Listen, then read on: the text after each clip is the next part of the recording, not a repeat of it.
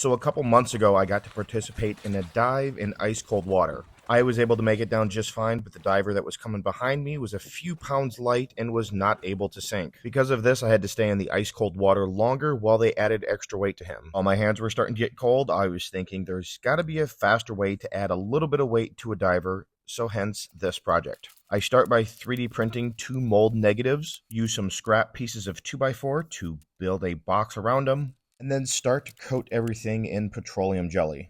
I will coat both the mold negatives in petroleum jelly and the 2x4 boxes that I've created. I also forgot to 3D print an air relief hole, so I'm just going to make one with hot glue here.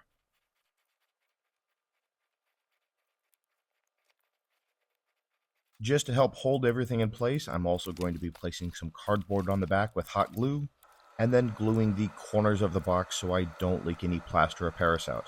Once the molds for the molds are ready to go, I'm going to mix up a batch of plaster of Paris. I couldn't find my plaster paddle, so this kitchen mixture works just fine.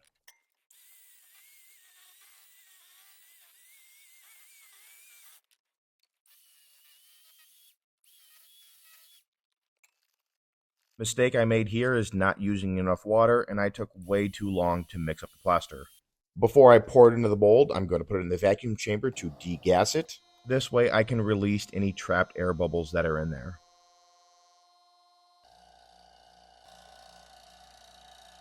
As you can see here, the plaster is either too dry or it's starting to set up. About a half hour later, I take these plaster pieces out of the mold.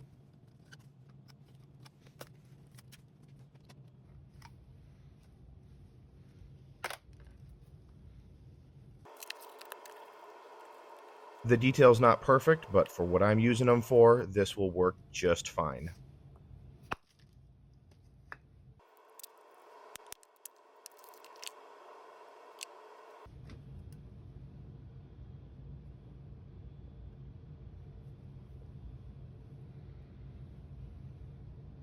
I'll be placing a shackle partially inside of the mold, so here I'm just cleaning up that portion. Also going to do a little bit of cosmetic repair on the molds themselves, and then scrape away any of the extra with a knife. And with the shackle in place, everything fits together like it's supposed to.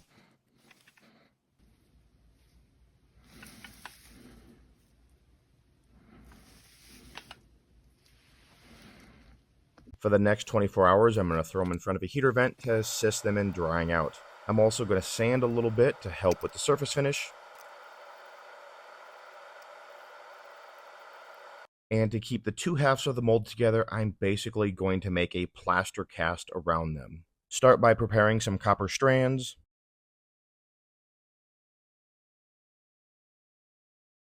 Mix up the first batch of plaster and start to make the cast. But unfortunately, I forgot one small part of the project. And at this point, I had to cut it apart in order to place the shackle inside. I'm not quite sure how many batches of plaster I mixed up for this project, but on this final one, I used a 6x12 piece of cotton, impregnated it with plaster of Paris, and wrapped it around the mold.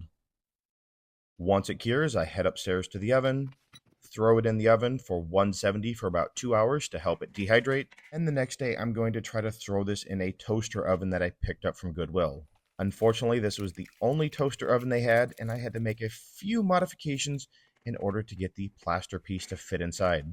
About every half hour, I would increase the temperature by 10 to 15 degrees, and as you can see here, it's driving the moisture off. Next, I need to calculate how much lead I need for the pour. I'm horrible at math, so I use these online calculators to get the square millimeters. Next, I need to convert the volume to weight. Change it from cubic yards to cubic centimeters. We're going to convert it to pounds. With all the numbers in place, this is telling us the final result will be 6.5 pounds of lead. We will have to remove some of the slag from this lead, and we will also need some extra lead for the sprue, so we're going to melt 10 pounds. Work out the camp stove and start the fire. This day I was rushed for time, so I'm going to use my MAP gas torch to speed up the process a little bit. Once the lead's done melting, we're going to scrape off any of the impurities which have floated to the top. Place the heated mold in a bucket of sand, and for stability, place some more sand around the mold. And now the moment of truth, we are ready to pour the molten lead. And unfortunately, it looks like we did not get all of the moisture out of the mold. We'll give it about 20 minutes to naturally cool, then we're going to take it out and pour water on the mold. Grab a hammer, break it open, then we're going to pour some more water on there to make sure it's not above 200 degrees. And believe it or not, the casting actually turned out better than expected. Next, I need to remove the sprue and the seam line and slightly reshape the base of the weight. With this being the first time I've ever casted lead using this method, I'm very happy with the results. I did have to clean a little bit of plaster out of this part of the shackle, but no lead got in there. This probably isn't going to be the final revision of this particular weight, but as you can see, it now only takes a few seconds to add a few additional pounds to a scuba diver.